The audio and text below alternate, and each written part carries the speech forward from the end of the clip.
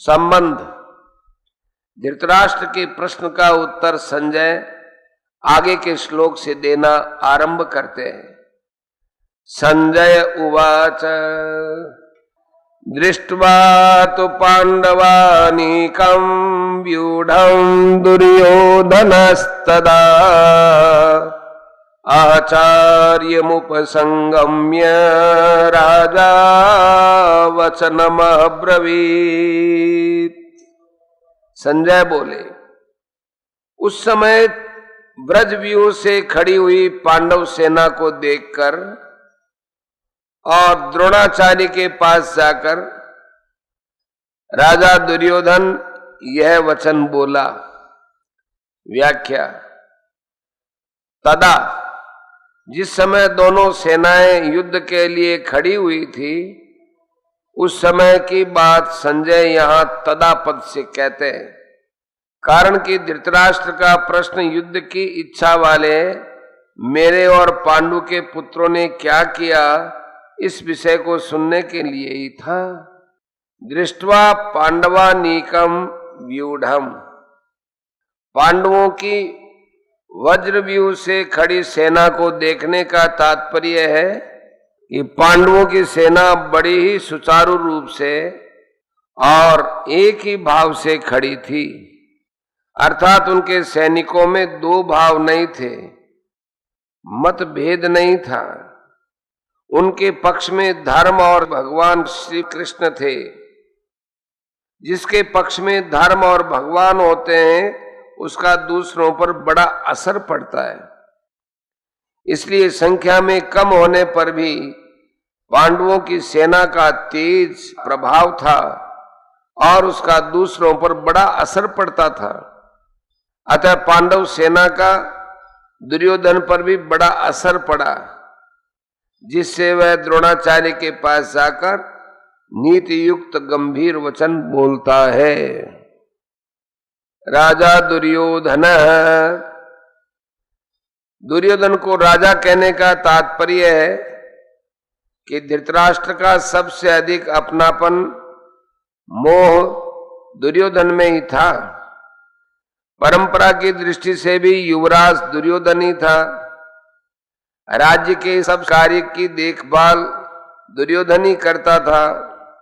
धृतराष्ट्र तो नाम मात्र के राजा थे।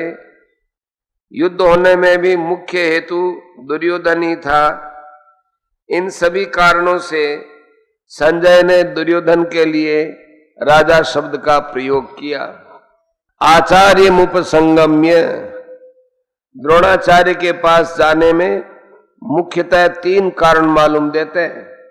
पहला, अपना स्वार्थ सिद्ध करने के लिए, अर्थात द्रोणाचार्य के भीतर पांडवों के प्रति द्वेष पैदा करके उनको अपने पक्ष में विशेषता से करने के लिए दुर्योधन द्रोणाचार्य के पास गया। दूसरा, व्यवहार में गुरु के नाते आदर देने के लिए भी द्रोणाचार्य के पास जाना उचित था। तीसरा, मुख्य व्यक्ति का सेना में यथास्थान खड़े रहना बहुत आवश्यक होता है, अन्यथा व्यवस्था बिगड़ जाती है। इसलिए दुर्योधन का द्रोणाचार्य के पास खुद का जाना उचित ही था। यहां शंका हो सकती है कि दुर्योधन को तो पितामह भीष्म के पास जाना चाहिए था, जो कि सेनापति थे, पर दुर्योधन गुरु द्रोणाचार्य के पास ही क्यों गया? इसका समाधान यह है कि द्रोण और भीष्म दोनों उभय पक्षपाती थे, अर्थात वे कौरव और पांडव दोनों का ही पक्ष रखते थे। उन दोनों में भी द्रोणाचार्य को ज्यादा राजी करना था, क्योंकि द्रोणाचार्य के साथ दुर्योधन का गुरु के नाते तो स्नेह था, पर कुटुंब के नाते स्नेह नहीं था।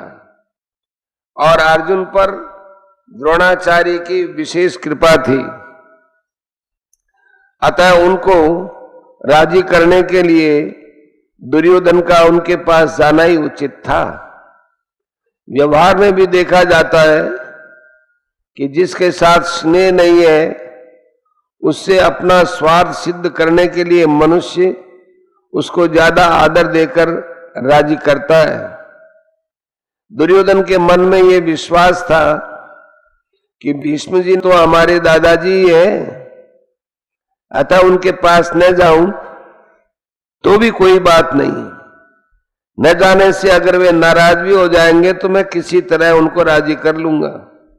कारण कि पितामह भीष्म के साथ दुर्योधन का कौटुंबिक संबंध और स्नेह था ही।